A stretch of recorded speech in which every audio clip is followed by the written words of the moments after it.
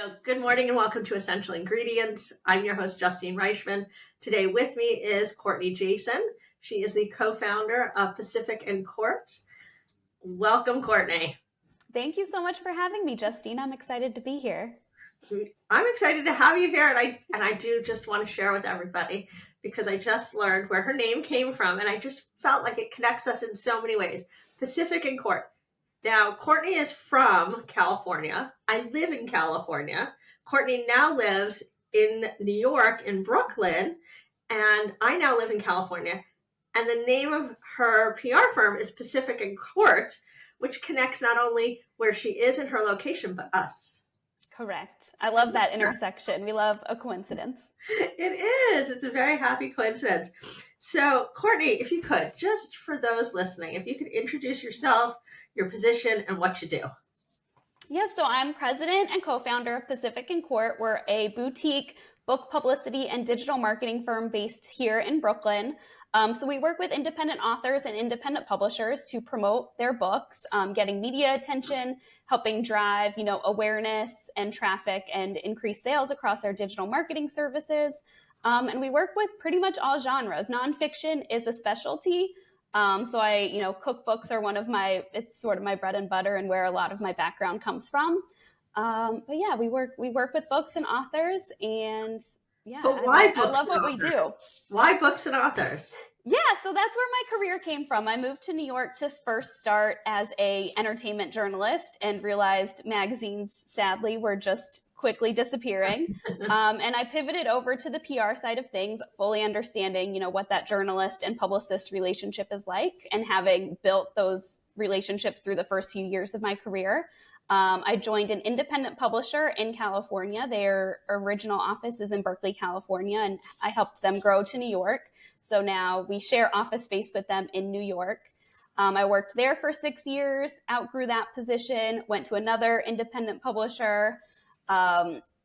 Then they merged with another media company. Then I went to the agency side, and then through COVID started my own thing. That's quite a journey, and really it gives you a sense. I always think, as an entrepreneur myself, when we work for other people and we work both on the client side and on the agency side and the publishing, all the different sides of the coin, it gives us an opportunity to look at it from multiple perspectives. Absolutely. And you never know what you're going to learn in each situation. Like, there was an agency that I worked at just for 9 months. Like, I thought that the book industry sort of felt unstable to me. And so I was like, well, I've worked with so many cookbooks and chefs and food writers that, okay, well, let me go see if I can do like hospitality PR. So I did that for 9 months, and then COVID, took that away. And I don't think I was supposed to be at that company longer than I was, because I learned exactly what I needed. I learned how to do a proposal. I knew how to do a new business call with a potential client. There were so many skill sets that I learned from that job that had I not had that job, I wouldn't have been as prepared to start PNC.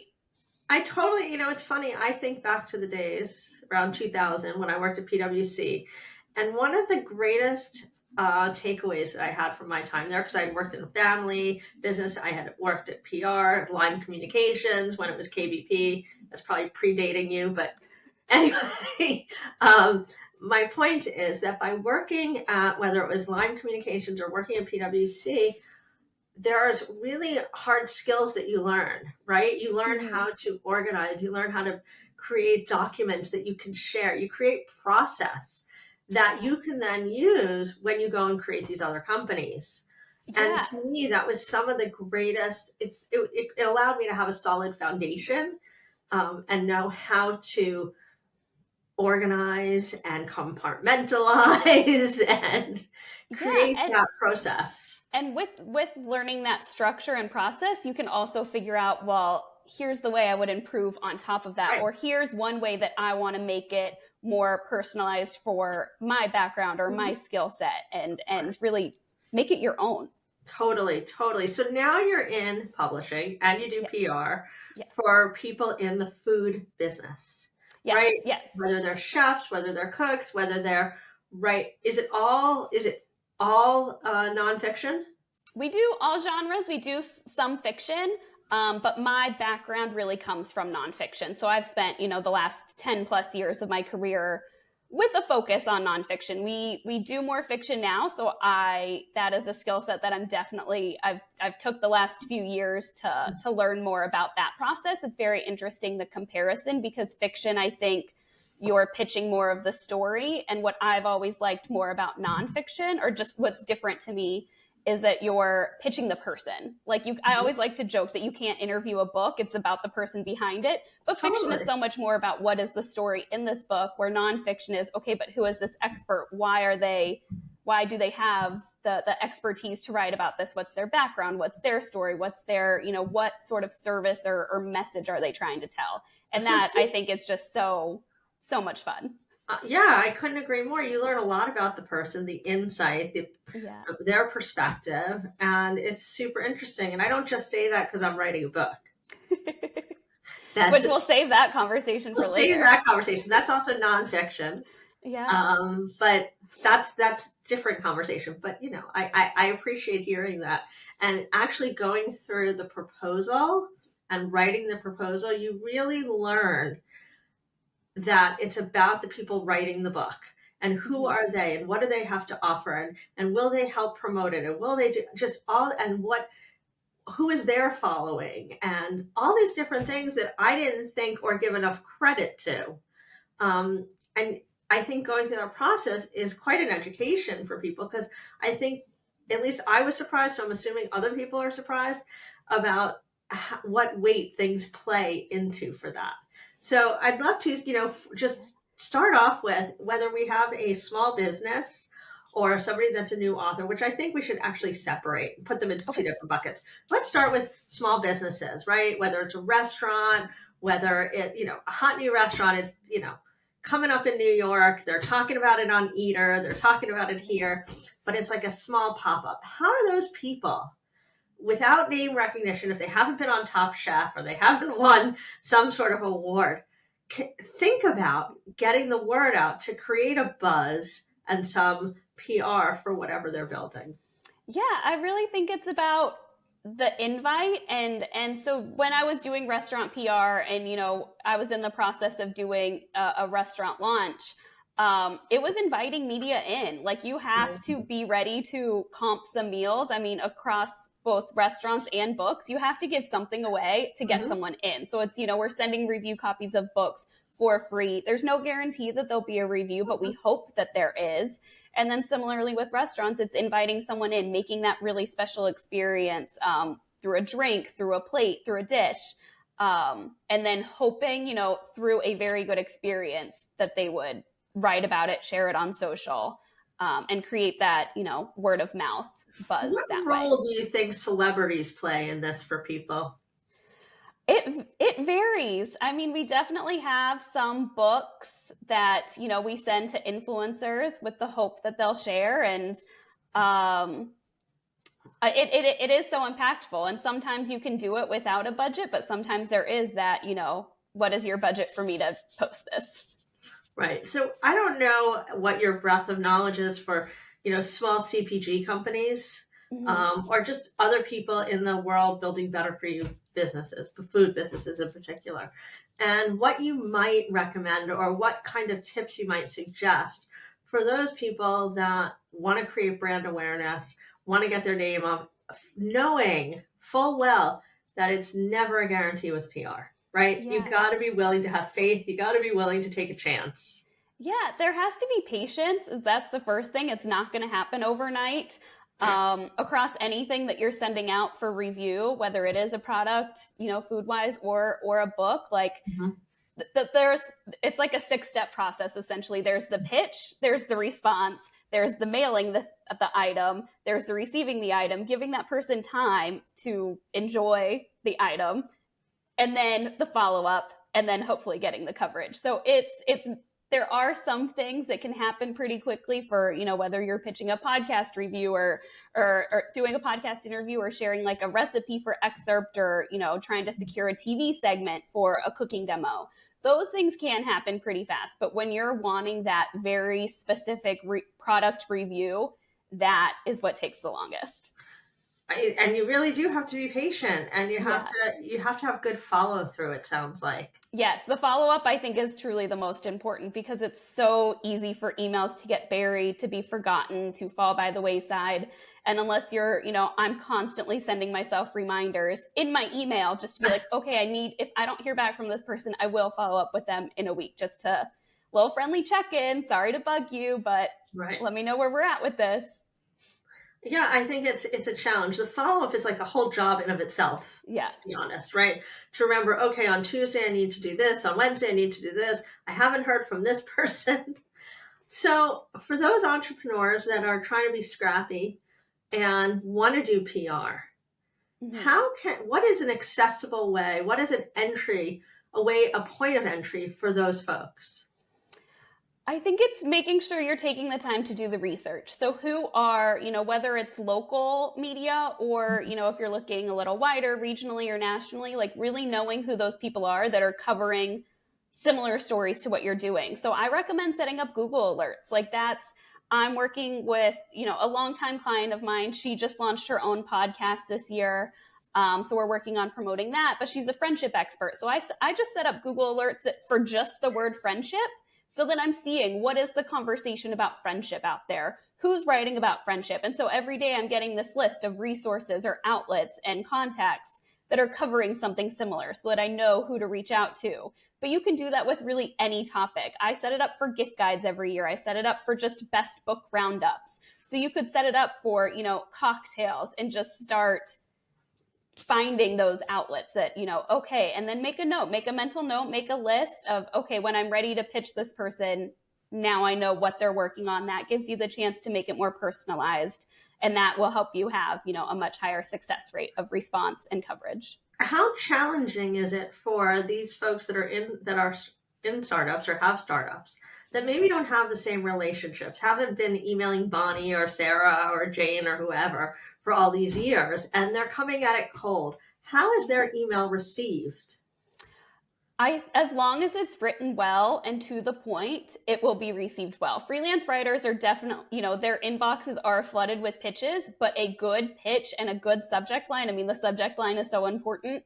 That's what makes it stand out. It's making sure it's tailored, making sure it's on point, that it's, you're going to the right person, and you should either say you might not get a response, but you could very well get a response. It's like, thank you so much. I will keep this in mind for when I'm working on, an article for X, Y, and Z.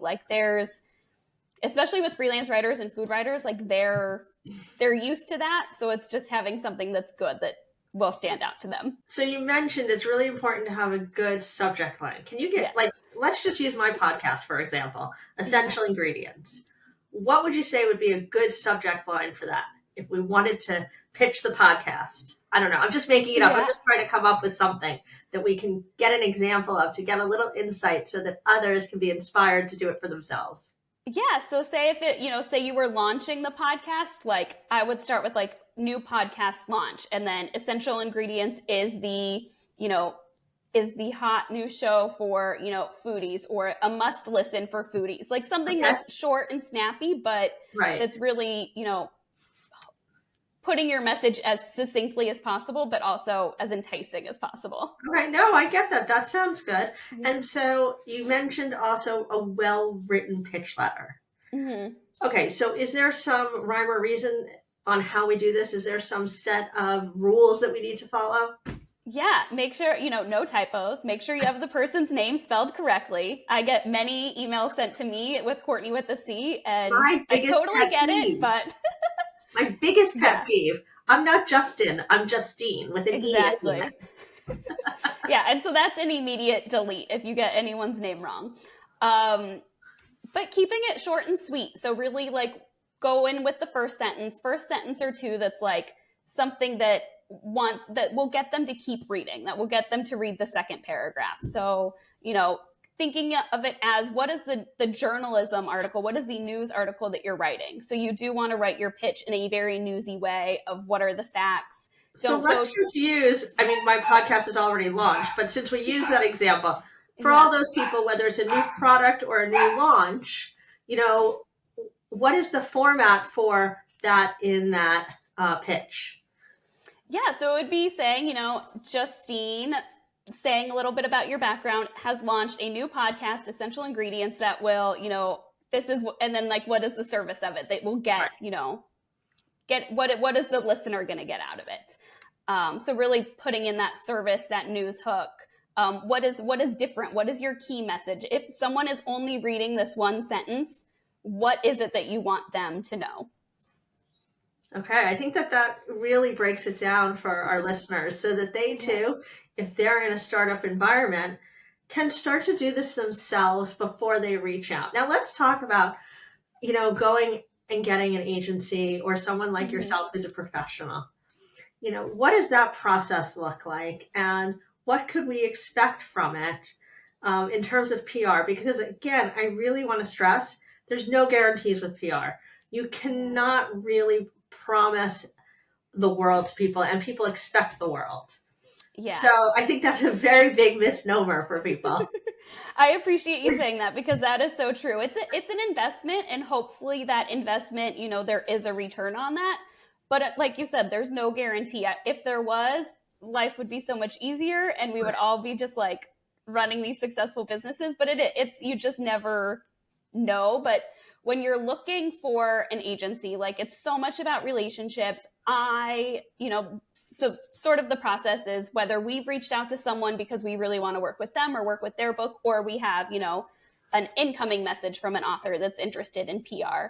Our first step is setting up a new business call. So that's, me asking questions about, like, what are your goals? What is your wish list? Like, pie in the sky, A-list media, like, where do you dream of being featured? I do really want them to be honest with what their biggest goal is. So that, one, I do know what I'm working for, but also it helps me understand if they have unrealistic goals, right? Like, you never want the client that's like, yeah, like, I want to be under Forbes under 40, but I'm no longer under 40. It's, they have to have some self-awareness, right? So I'll take 50 over Forbes over 50. Yep. We'll get you there. I'm just kidding with you, but so it's a very good intro to just, okay, what is the dynamic between us? What would it be like working with each other? I make sure that I, tell them what my process is and answer any questions they have. And then from there, usually by the end of that conversation, I have a good idea of if they, feel like a good PNC client. And then I would offer, I'll put together our capabilities deck for you, or I'll put together, a more detailed proposal. I usually send that to them within a week or two. Then, then we proceed on to, what are the exact services that they want, contracting, and launching the campaign. So if we look at, there's so many different kinds of people that have, really large companies that listen to Essential Ingredients, and then we've got small startups. Yeah. Do you work with both? We do. We work with like independent publishers. So independent publishers will hire us as, a year-long contract, and we'll work on X number of books for them throughout the year. Then we work with independent authors, whether they are still traditionally published, but maybe their book isn't getting the full attention from their publisher. So they want to make sure that they're hiring someone that's working for them and working on their goals. And then there's independent authors that are self-published or using hybrid publishers that will hire us as well. So what would be the entry point to work with you for one of these individuals doing something like that? Just reaching out. So, and then we'd set up the call. We have, our costs we do, monthly retainers. Okay. But we have services that are available at very different price points. So digital advertising is a, really low entry for services. And that's, right. Amazon advertising, social media advertising. We do the content creation for you. And then it comes with weekly analytics. PR is a higher cost. Mm-hmm. And then we do full-time services. So that's, I'm doing proactive outreach for you and your book every single week with weekly reports. And there's, just a lot of communication. Wow, that sounds amazing. Sign me up. Thank you. Thank you. Given there's a variety of different kinds of agencies, right? Mm-hmm. People work in different ways. They have different expertise. What sets you guys apart from other agencies? I really think it's our energy, our enthusiasm. Like, I just bring a very happy energy to anyone that I can tell. talk to. I see your smile. For those Thank you. watching, for those listening, she's got a great smile. Thank you so much. I just get so excited to work with people. I'm a people person, so it really is the relationship. I believe so much in the long-term relationships too. So having the authors that have more than one book in them that are like, I had such a great experience with PNC, I'm definitely going to go back to them with my next book. It's making sure publishing a book is such a big deal. It's so exciting. And like, I think also then you've already done the hard work of writing the book, editing the book. Now it's out there. Like the PR is really the most fun part, to like share it with the world and get that sort of attention and hopefully get it in front of people. Yeah, I think it is. I mean, I'm not there yet. I've only written my proposal and we've written a few chapters. So we're just trying to shop the book now, right? Yeah, but you'll still have to have like a publicity and marketing section in your proposal, we have that. right? With we like, have that. yeah, We totally have that. Yeah, to share your strategy and like ideas, whether, you still don't have the book, but you still do have to plan and share to publishers, like, this is what we would want to do. Yeah, it was a real learning experience. Yeah. So I'm curious, what is one of the most important things that you might tell someone that is on the fence? Like they're not sold on PR because it's not quantifiable always. And they feel like doing advertising is going to be way out of budget because it seems scary. Years ago, you'd be TV ads, right? How expensive is that? And then you have, outdoor advertising. But, I don't want to answer the question, but I'm asking from your perspective, what's the one thing that you would let those folks know that are in that position to maybe break down some of the barriers for them and not have them feel so intimidated by it? Yeah, I think just asking as many questions, like making sure that there's transparency of what you're going to get. And if at any point throughout the campaign or, even before where you're like, okay, but if I'm having hesitations or if I feel like it's not going the way that I want it to go, how do we talk about that? Because for me, I'm not going to waste a client's time with a pitch that isn't working. That's why I always say I do multiple pitch ideas and pitch angles throughout the campaign, because if one pitch isn't getting the response I want, why would I keep sending that? Yeah. It means I have to rewrite it. It means that it's not resonating with the journalist. So let me regroup and come up with a new angle, a new way to position this, and then see how that works. So that way I'm trying different things, and we can say, oh, wow, this pitch really did work because it got interest from these 10 outlets, or this pitch didn't work. It was crickets, So it's important to have that reflection at the end of the campaign as well. I think it's important to note in terms of advertising, the digital advertising has really changed the game. I mean, we still do occasional print advertising for ourselves and for some of our clients, but Amazon advertising is a very low entry point. You can do that with just a couple dollars a day budget. We usually recommend authors start with a $500 a day budget for Amazon advertising, but you're getting 3 different ads within that. And then we send weekly reports. So we're tracking the impressions, the cost per click, click-through rate. And through Amazon, you can even see when the ad has converted to a sale. So you're really seeing the impact. I mean, we've had some that have increased author sales by 50%, increased by 20%. So that was going to be my really, next really question. Interesting. Actually, it's like, do you have any hard-hitting statistics you could state in regards to, advertising that you're recommending for folks or that you've incorporated into their strategy? Yeah, I mean, it's knowing your audience is so important, because especially social media gives such detailed opportunities to create an audience. Even through your own social media profiles, there's strategies to find your lookalike audience. So already putting together who's following you already and then recreating that audience to expand, who you're going out to. It's like having a mock audience. Right? So it's like having a mock audience. By having this mock audience, you can test them to see how they're going to respond to the other audience who you don't have access to.